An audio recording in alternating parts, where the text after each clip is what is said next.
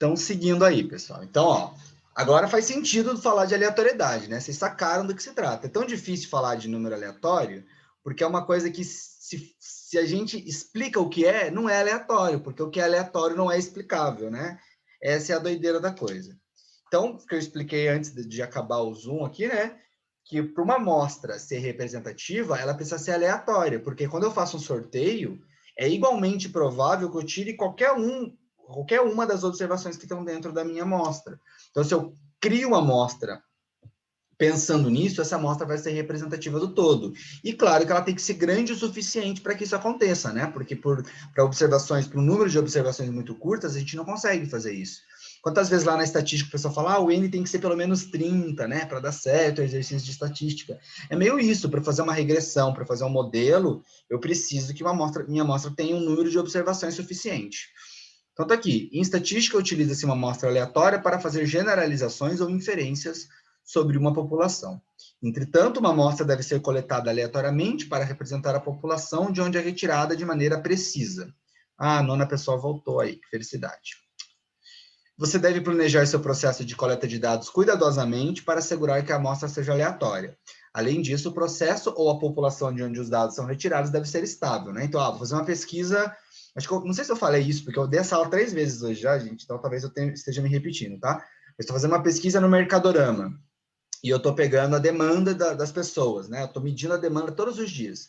Eu não posso medir outubro, novembro e medir dezembro e colocar na mesma base de dados, porque em dezembro tem as férias, tem o 13º, o fenômeno muda, né? Então eu não posso usar aqueles dados, eles estão contaminados por uma mudança aleatória, né? Que não é aleatória. Então essa mudança não é aleatória. Num mês determinado tem férias, todo ano. Então vai haver uma mudança. Então tem que sempre levar em consideração disso, né? O processo deve ser estável. E aqui está a tabelinha de números aleatórios, que eu já tinha falado. Distribuição normal, gente. O que é tal da distribuição? Quando eu coleto um punhado de dados, eles se distribuem de uma determinada maneira. Então, eu dei um exemplo aqui, ó, de uma distribuição com essa cara aqui, ó. Mas ela poderia ser assim também, ó. Poderia estar aqui, por exemplo. Ó. Quer dizer que a média está num valor bem baixo aqui, ó. Poderia ser assim, uma média no valor mais alto. Então, tem vários tipos de distribuição. Ó. Aqui eu tenho a distribuição normal, triangular, Poisson, binomial, geométrica, exponencial. Então, tem um monte de distribuição. Mas essa distribuição aqui é especial. E o nome dela é normal, tá? Não é que ela é normal, no sentido de ser normal, tá? O nome dela é distribuição normal. E por que ela é especial? Porque existe uma coisa chamada lei dos grandes números, que diz que todas as vezes que o n tende ao infinito, a amostra tende a ficar normalmente distribuída. O que isso quer dizer? Que para amostras muito grandes, elas acabam se comportando dessa maneira.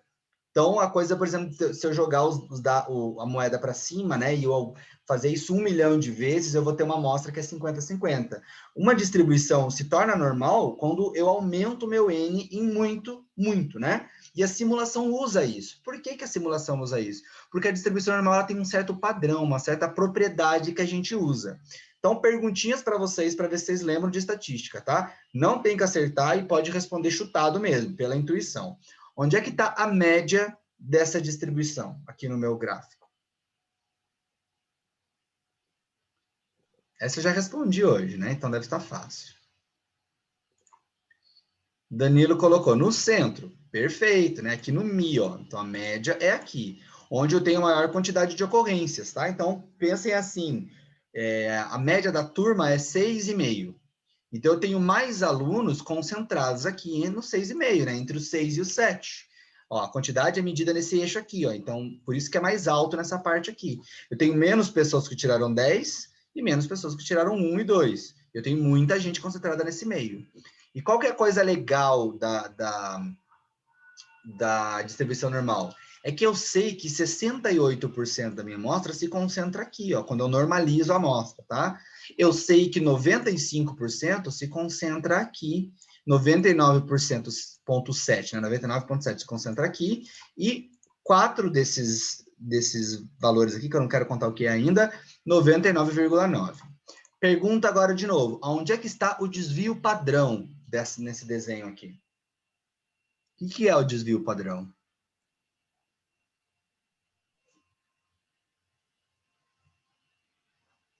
Pode chutar, gente, intuitivamente, pensa aí, onde é que você acha que pode ser?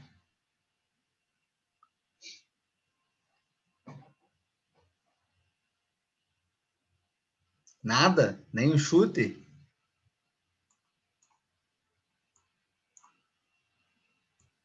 Então, Prof, eu não faço ideia. vou contar para vocês, então. O Danilo colocou 68,26. Não é, Danilo, mas obrigado pelo chute. Não está nas porcentagens também, gente. O desvio padrão, pensa lá, o padrão é aquilo que sempre acontece, né? O desvio do padrão é aquilo em relação à média, o quanto que desvia da média. Então, esse pedaço aqui, ó, é o desvio padrão, tá?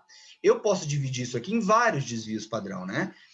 Ó, um desvio padrão, dois desvios padrão. É assim que é o plural mesmo, tá, gente? Desvios padrão. Então, dois desvios padrão, três desvios padrão, né? A ideia é que desvio padrão é isso aqui, ó, né? Todo esse espaço aqui.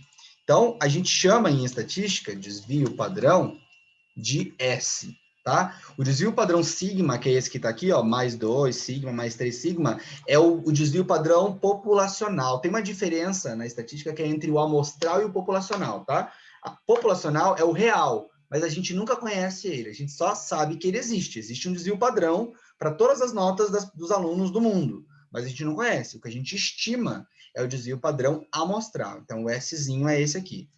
Agora, segunda pergunta, vai ficar mais fácil porque eu já falei de um. Onde é que está a variância aqui nesse desenho?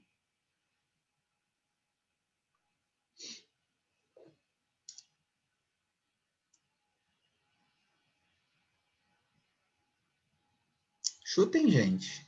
Sem medo de ser feliz. Professor, essa parte de cima aí da curva, que é o mais 20, o menos 20, desses lados aí, alguma coisa assim? Mais 20. Onde é que você está vendo mais 20, menos 20? Não, não sei. É mais 2 dois, não sei. sigma. Tem um sigma aqui. Ah, tá. Tá? É, Mas aqui é o então é. desvio padrão. Ah, tá. Então não é. Aqui é um desvio padrão, mais 2 desvio padrão, mais 3 desvio Ah, padrão, que daí mais ele pega 4. ali. Entendi. E aqui é o desvio padrão negativo, né? Ó, menos 1 sigma, menos 2 sigma, menos 3, menos 4. E a variância? Onde é que está? Chutem, gente. Só se vocês fossem chutar, vai. Valendo na prova um ponto lá. Tivesse que chutar. O que seria a variância? Eu sei que vocês sabem. Agora nas porcentagens da Karina. Também não, Karina.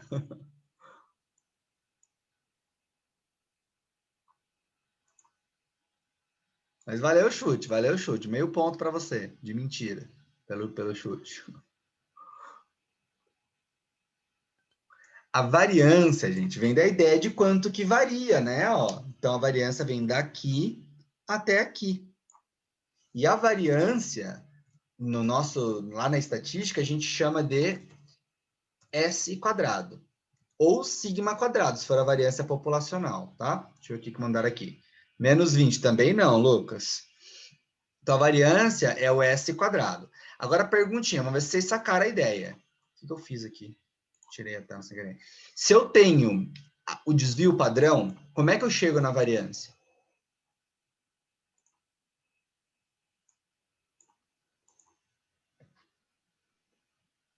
Agora tá na cara, hein, gente? Professor, eu teria que pegar o maior desvio com o menor desvio para saber a variância? Não O sei. desvio padrão é o S. A variância é o S quadrado. Se eu tenho desvio, como é que eu chego na variância? Só elevar. Ah, Só primeiro que eu elevar errei. ao quadrado. Então, S vezes S. O que faz todo sentido, né, pessoal? Se isso aqui é o desvio e isso aqui é o desvio, se eu somar os dois desvios, né, nesse caso elevar ao quadrado, porque eu estou falando de vários dados, né, eu tenho a variância. E se eu tiver a variância, como é que eu chego no desvio padrão?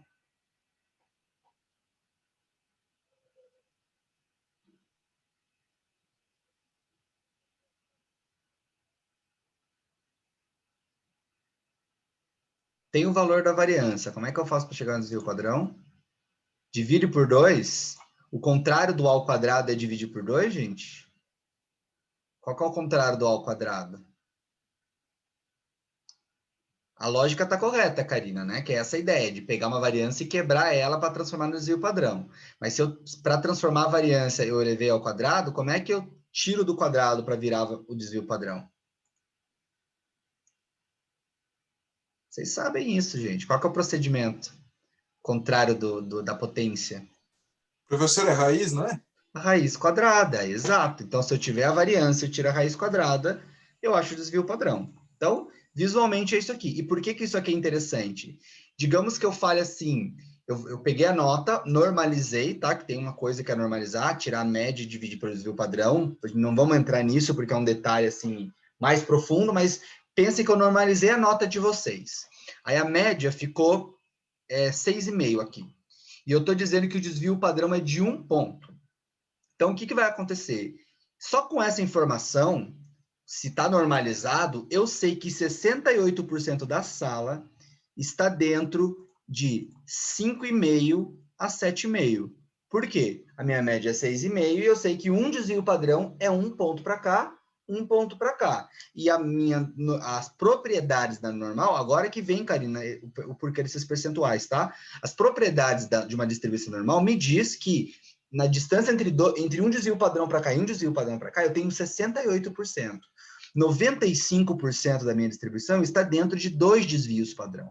Então, nesse caso, vamos pensar, 6,5, 5,5, não, era 1 ponto, né? O meu desvio padrão. Então, eu tenho 6,5, 4,5 está aqui, 5,5, 6,5, não, 5,5 mesmo, né?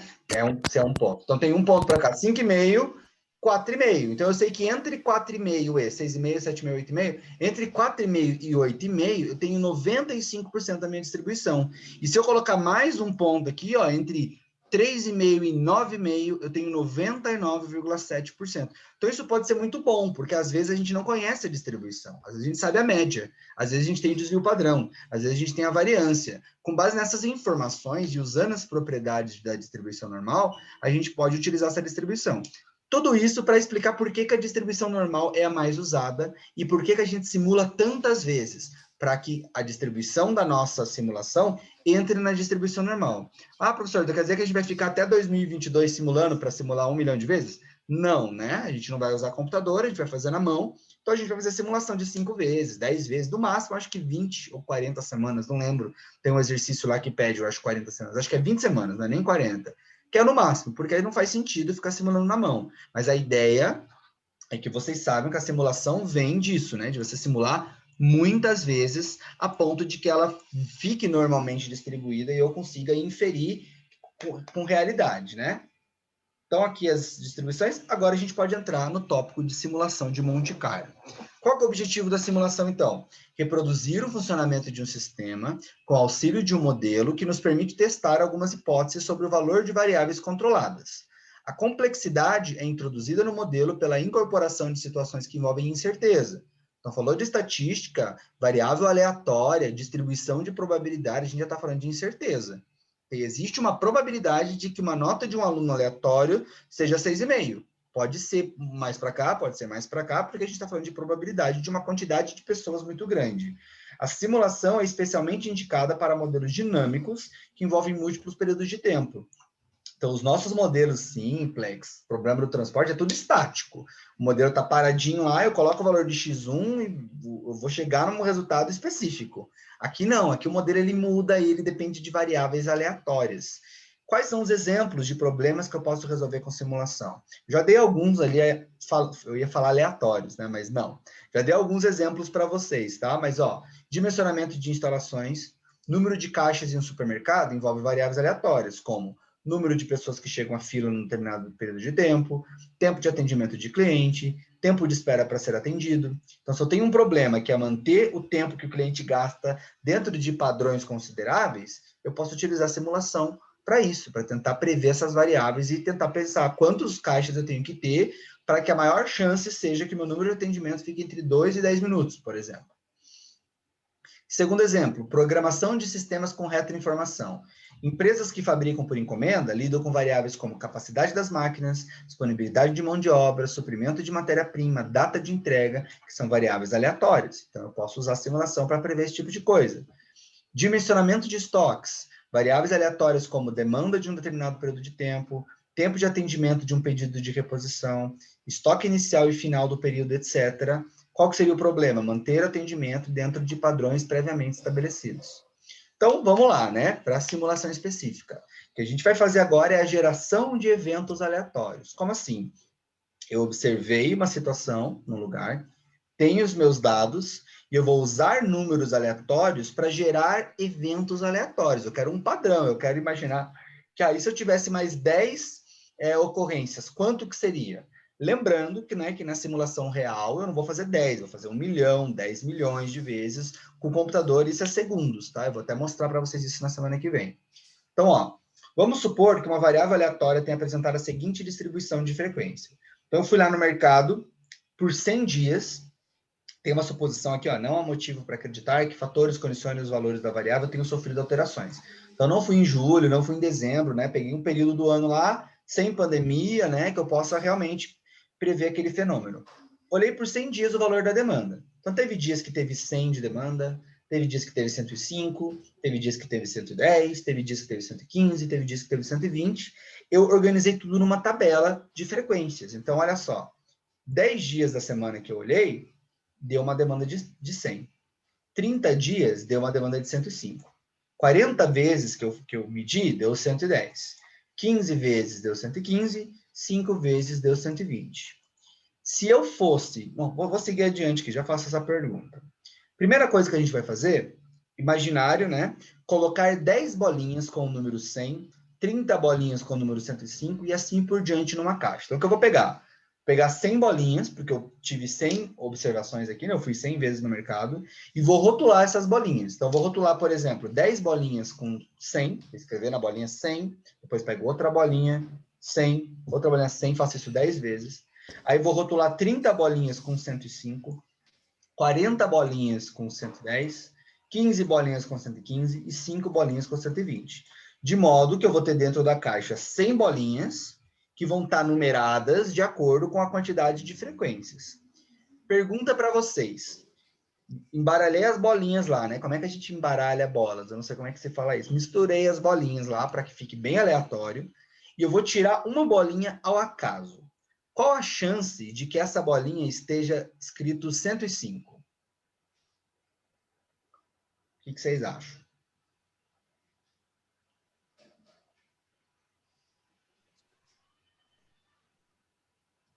Professor, seria 30 em... Tem que fazer a soma de tudo daí. Deixa eu ver. Tem 100 bolinhas no total, lembra? Tem 100. Ah, tem 100? Então seria 30 em 100, então. Ou seja... 30 foi dividido por 100, né? 30, 100, não sei dizer o nome disso. 30%. Ah, 30%, sim, ok, isso. Né? Exatamente. Mas vocês trazendo naquela linguagem de, sei lá, 3/4, coisas assim. Ah, entendi. Não, é de porcentagem mesmo. Então, perceba que, por acaso, tá, gente? Porque isso não é sempre que acontece, eu tenho 100 bolinhas no total. Então, ficou fácil, né? 30 sobre 100 é 30%. Esse caso que o Danilo falou, digamos que fosse, por exemplo, 120 bolinhas. Então, eu teria que pegar 30, dividir por 120, ó, aí vai dar 25%. Então, a chance é 25%. Então, a mesma história do dado. Qual que é a chance de dar 3 se eu jogar um dado? 1 em 6, que é o total, né? Então, eu faço 1 sobre 6, que vai dar 17%, né? 16%. Então, é a mesma lógica aqui, tá? Então, percebam que a probabilidade depende da quantidade de bolinhas que tem lá dentro, que depende da frequência, ok? Esse é um primeiro insight para a gente ter, tá? Então, a gente tem aquela ideia que probabilidade é uma coisa muito difícil. Nossa, lá da estatística... Não, exatamente a quantidade sobre o total. Então, a chance de ocorrer uma bolinha de 115 é 15%. Por quê? Porque eu tenho 15 bolinhas dentro de 100 possibilidades. Então, é de 15%. Então, tá aqui a pergunta que vocês já responderam, né? Ao sortear uma bolinha, qual a probabilidade de sortearmos uma bolinha do número 120? 5%. Por quê? Porque eu tenho 5 de 100 bolinhas. Então, 5%.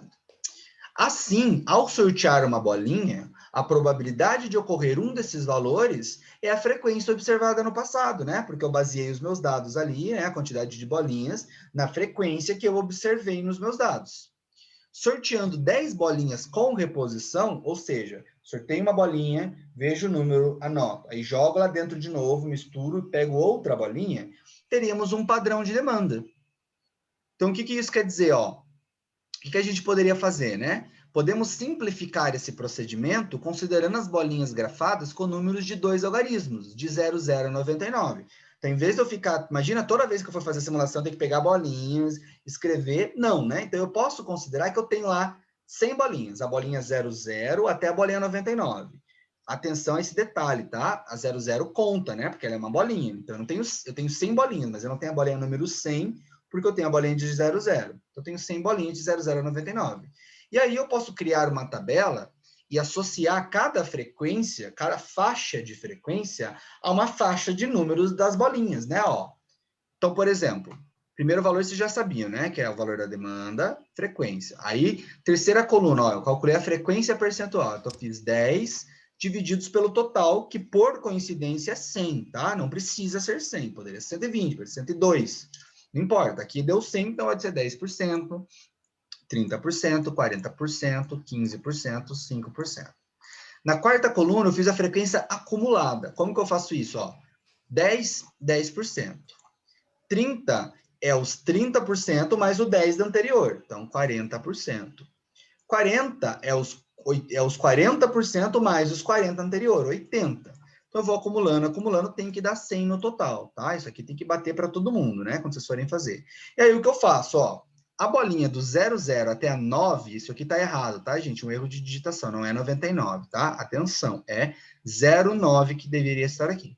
Então, a bolinha de 00 até a 09, ou seja, 10 bolinhas, representam o quê? O 10%. Da bolinha seguinte, ou seja, da bolinha 10 até a 39, representa os 40%, que são as 30 bolinhas seguintes. Da 40 até 79, representa 80%. Da 80 até a 94, representa 95%. E da 95 até a 99, representa 100%. Então, o que vai acontecer aqui? Se eu sortear 10 bolinhas, eu consigo criar um padrão de demanda. Então, faz de conta que eu sorteei, tá? Peguei a caixinha lá, tirei 10 bolinhas, ó. Ficou assim, 27, 38, 02, tá? 10 bolinhas de 00 a 99. A bolinha 27 está relacionada a qual número? Olha aqui, ó. 10 a 39 está o 27 aqui dentro. Então, 105.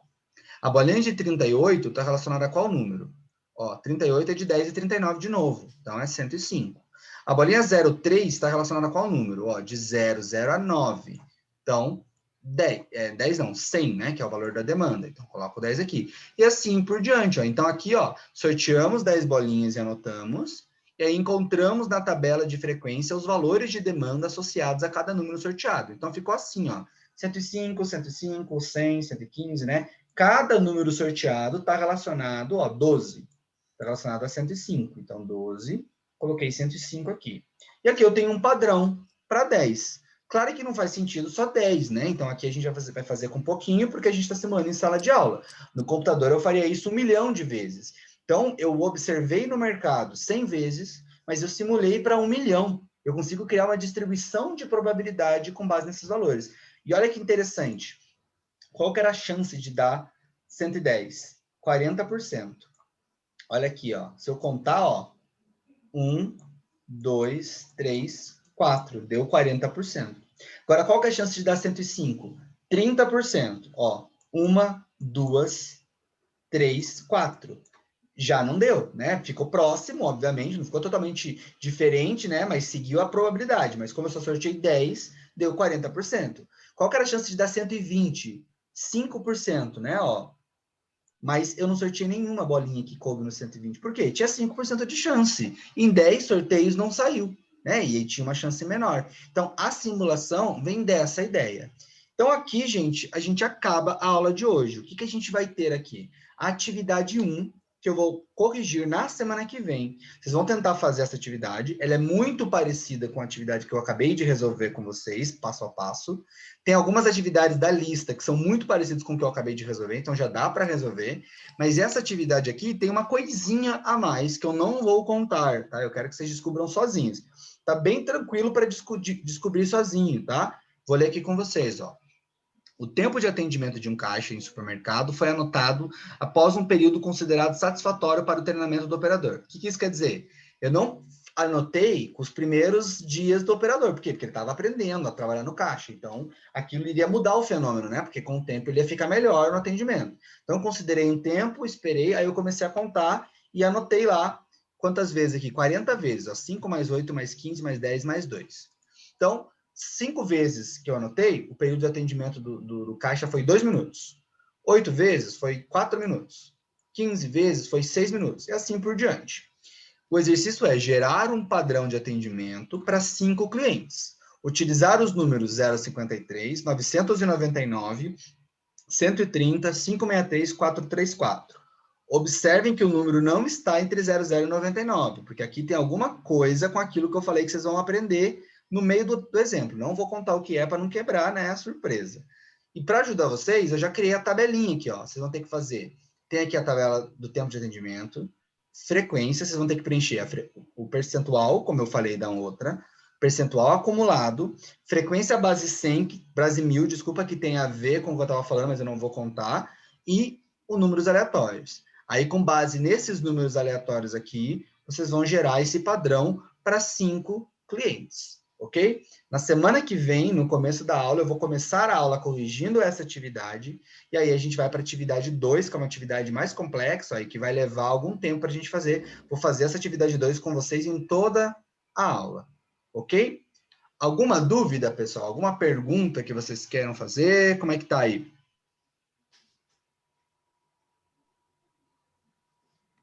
Prof, eu quero fazer uma pergunta do trabalho. Pode fazer. Eu vou pegar o caderno. Você consegue abrir para mim o trabalho, por favor? Consigo, de designação, né? Isso, de designação. Esse de agora é muito elevado. Tá bom. Danilo, beleza. Boa noite para você. Deixa eu abrir aqui. Eu vou continuar gravando, que pode ser uma dúvida recorrente, tá? Tá. Problema da designação. Tá aqui. Isso, é a questão 5. Prof, as outras eu consegui fazer. Ah, que ótimo. Questão 5. Resolva o problema anterior, supondo que não seja possível expedir do armazém 1 para o local 3. Então, a questão... Isso. Qual que é? A questão 4. Ah, a questão 4, né? Então, o que eu fiz? Ele está falando que no destino 1, o local 3 a gente não consegue transportar.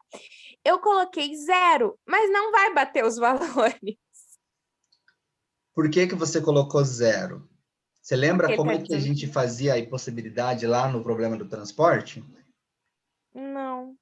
A gente colocava um M, lembra? Ah, que é um do número que a gente não consegue, é um número muito grande, né? Perfeito. Porque daí, na hora de fazer a diminuição lá, é um número enorme, né? Que é o que falta. Então, nunca vai ser 0 ali. Se você colocar 0, você está jogando a designação para aquele lugar. Aí é pior, entendeu? Tá, mas daí eu vou... o M eu faço igual eu fiz com o X, eu ignoro ele até o final, né? Mas você não vai precisar ignorar, porque pensa, você vai colocar o M. Aí você vai fazer aquela coisa de tirar o menor valor de cada linha, né? Então, você vai fazer M menos 100. Quanto que é M menos 100? M. É um número enorme, né? Porque o M é enorme, se eu tirar 100 não vai fazer diferença nenhuma. Então, põe M. Vai acontecer que nunca vai ser 0 naquele lugar. Então, você só vai ignorar ele. E aí, vai acabar chegando na resposta, entendeu? Beleza. A questão 7 é a mesma coisa, né, prof? Se você puder chegar nela, porque daí tem a 6 que eu fiz, e também ó, eu ia falar a mesma coisa. Suponho que você já precisa designar o E1 para o L2, a mesma história. Se você quiser, que pode ajudar, coloque um valor grande. Então, aqui está 130, coloque 1000. 1000. Pode ver, que você vai fazer as contas e aí não vai dar certo, porque o 1000 não tem como, né? Mesmo você tirando 100, vai ficar 900 ali. Você não vai escolher transportar o 900, iria gerar o custo mínimo muito alto, entendeu? Então, acaba ajudando. Mas o M já resolve a situação. Não, beleza. Com M eu consigo fazer. Eu consegui fazer com X. Tá, e mais uma pergunta. Eu comecei a olhar para ver sobre a designação de maximização. Você explicou em aula, mas eu não consegui entender, porque você fez com aquelas porcentagens e tal, era um pouco diferente do que está aí, eu acho. Qual que é a questão que não tem porcentagem de maximização aqui? Que Então, tem eu uma não que sei. tem também, né? Mas, enfim, eu fiz com a porcentagem porque eu cheguei na tabela de retornos. O que você tem que fazer? Fazer aquele exercício como se você estivesse partindo da tabela de retornos. Então, é só ignorar toda a parte que eu cheguei na tabela de retornos. Porque o próprio exercício já dá, né? Aqui na 8, ó, você vai ter que calcular a tabela de retornos, né? Porque ele dá a capacidade e a região. Então, vai ter que calcular, igualzinho eu fiz no exercício em sala. Até por isso que eu fiz esse, porque faz mais sentido, né? Mas quando você já tem o retorno, deixa eu achar um exercício aqui que é de retorno. Só para me dar uma luz de como que começa, porque eu não lembro. Eu vou ter que até olhar a do semestre passado. Qual delas que é só retorno que não tem percentual? Tem? Não sei, eu comecei a ver, Que mas eu quilometragem? não li toda ela. Porque eu vi maximização, eu já não tentei. Minimizar. A 7, ok, né? Daí Aí começa a a 8. 8 maximizar. Então, a 8 é de maximizar, mas ela é igualzinha do. Tem que montar, né? Então, ela é idêntica ao outro. Tá, Maximizar. 9. Aqui, ó. Essa aqui é de maximizar. Ó. Eu tenho aqui a tabela, é o retorno. O estudo feito. Deseja adquirir de maneira que zero o lucro total no ano devido a essa operação. Deixa eu entender, peraí. Uma empresa tem disponível. Não. Estudo feito com revelou os lucros anuais gerados. Então, esse aqui é lucro anual. Então, o que eu preciso fazer? Criar aqui a tabela de minimização, que é o quê? Pegar o maior valor, então, por exemplo, aqui nessa tabela é o 10. Eu vou criar uma tabela que vai ser o complemento para o 10. Então, por exemplo, 6 para o 10 vale quanto? 4. Então, eu crio um quadro de minimização, coloco 4. 10 para 10 é 0, então eu coloco 0. Eu transformo num quadro de minimização e aí resolvo igual, como se fosse custo. No final, óbvio, É a eu vou mesma usar o coisa. retorno e não o custo. Ah, tá. Entendi, para fazer a soma, né? Uhum. Porque daí eu quero que maximizar o lucro, né? Então eu preciso maximizar o lucro e não o custo. Mas para resolver, eu resolvo tudo com a tabelinha, o quadro de minimização, que é o quadro de complemento, entendeu? Entendi. Então tá, eu vou tentar e qualquer coisa eu mando e-mail, se Então, ficar com beleza. alguma dúvida.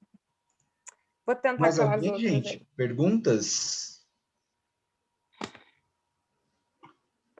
Então, pessoal, vou parar a gravação aqui.